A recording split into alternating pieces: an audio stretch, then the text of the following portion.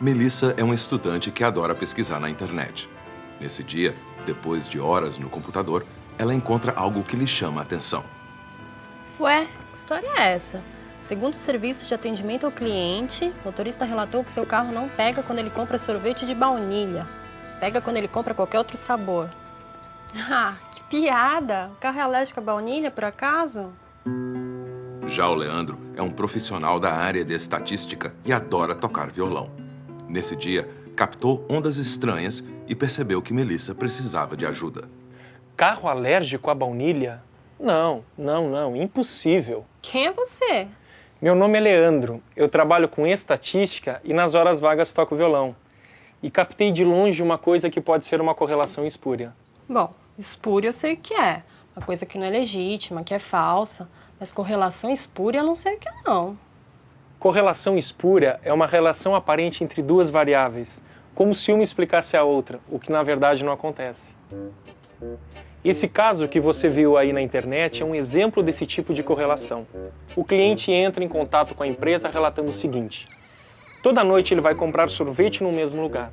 Ele chega, estaciona, sai do carro, entra na loja, compra o sorvete, entra no carro e vai embora. Mas quando o sorvete é de baunilha, nada do carro pegar. Num primeiro momento, parece que existe uma relação entre o sabor do sorvete e o fato do carro pegar ou não. Mas a gente sabe que o sabor do sorvete não tem nada a ver com o problema do carro. Quer dizer, seria absurdo demais, né? Nesse caso, é fácil perceber, mas às vezes a relação não parece ser tão absurda assim. Ela pode até parecer bem coerente e provável.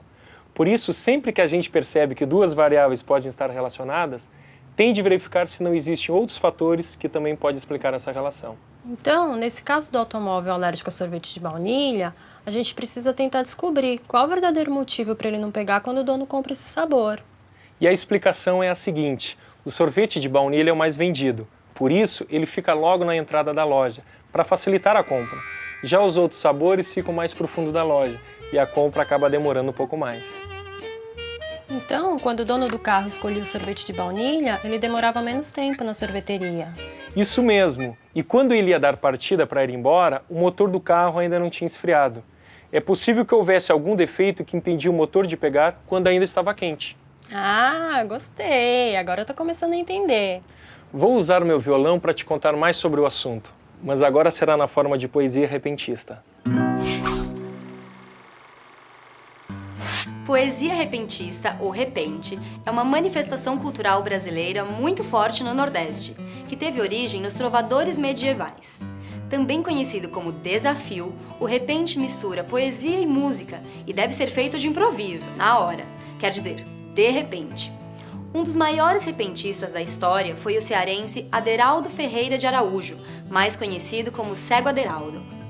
Em 1914, ele venceu um desafio que ficou tão famoso que acabou imortalizado em um cordel intitulado A Peleja de Cego Aderaldo e Zé Pretinho. O cordel vem de Portugal, desde o início da colonização do Brasil. No país de origem, esse tipo de poesia popular era impressa e vendida na rua, pendurada em cordas, lá chamadas de cordéis. Cara, que legal esse negócio de repente! Gostou? Então vamos fazer o seguinte: eu te desafio para um repente, mas esse vai ser um desafio diferente. Eu canto o repente e você tenta descobrir qual é a correlação espúria que aparece nos versos. Gostei! Pode mandar o primeiro repente. O bebê vem da mulher, ou será que é da cegonha? Diga logo qual o certo e não vá passar vergonha. Nossa, bebês e cegonhas? Vai me dizer que é uma relação entre o número de bebês recém-nascidos e a quantidade de cegonhas. Acertou! Vou te contar uma história. Em uma vila de pescadores na Inglaterra, estudantes de biologia perceberam que um aumento no número de cegonhas que migravam para o local ocorria ao mesmo tempo que um aumento no número de nascimentos de bebês. E alguém concluiu que a chegada das cegonhas tinha influência sobre o número de nascimentos? Parece que essa é mesmo uma correlação espúria. Isso mesmo, e como o caso era muito estranho, os estudantes buscaram uma explicação verificando outras variáveis. Eles observaram que a população da vila estava aumentando, e com isso aumentava o número de casas.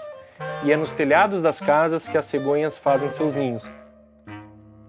Por isso, o número de cegonhas tinha aumentado também.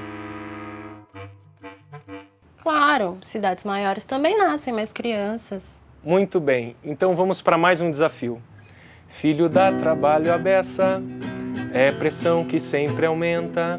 2 filhotes a mãe dá conta, mas de 10 ela não aguenta. Deixa eu ver. De repente fala em aumento de pressão, também fala em número de filhos. Será que quanto maior o número de filhos, mais alta a pressão sanguínea de uma mulher? Essa não é das mais absurdas. É como eu falei antes, nem sempre as correlações espúrias são visivelmente absurdas. É por isso que as relações de causa e efeito sugeridas pelas pesquisas precisam ser sempre muito bem analisadas, mesmo quando parecem corretas. Nesse caso, se a gente pensar bem, uma mulher com muitos filhos fica mais nervosa, estressada, e aí pode acabar ficando hipertensa mesmo. Sim, mas talvez existam outras variáveis influindo nessa relação.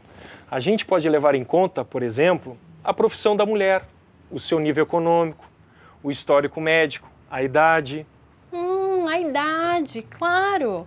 Uma mulher jovem não pode ter muitos filhos. Para ter muitos filhos, ela precisa ter vivido mais. A pressão arterial pode ter a ver com idade, não com o número de filhos. Isso mesmo. Uma mulher de 40 anos tem muito mais probabilidade de ser hipertensa do que uma mulher de 20 anos. Mesmo que a de 20 tenha filhos e a de 40, não. Então a gente tem que ficar bem atento para essas coisas. Leandro, faz mais um desafio, vai. Tá bom, lá vai. 3 bombeiros num incêndio, é só o fogo que morre. 10 bombeiros trabalhando, dar em vítima não pode. Essa tá difícil, hein? Pensa um pouco. Descobri uma relação que não faz muito sentido. Quanto maior o número de bombeiros trabalhando no incêndio, maior o número de vítimas? Então, como é que você explicaria essa? Bom, se tem poucos bombeiros trabalhando para apagar um incêndio, muito provavelmente porque o incêndio é pequeno. Agora, se for um incêndio maior, tipo num prédio, vai precisar de mais bombeiros para controlar o fogo. E no incêndio de grandes proporções, a probabilidade de haver vítimas é muito maior do que no incêndio pequeno. A primeira impressão é que existe uma relação entre o número de bombeiros e o número de vítimas. Mas, na verdade, a relação entre o número de vítimas e o tamanho do incêndio. Agora, para terminar, um último repente para a classe resolver junto com o professor. Atenção! Tinha poliomielite, eram os anos 50. Quanto mais refrigerante, mais doença. Quem aguenta?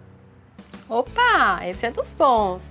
Uma relação entre a venda de refrigerante e os casos de pólio? Quero ver vocês vencerem esse desafio. Claro que eles vão vencer. É com você, professor. Tchau, pessoal!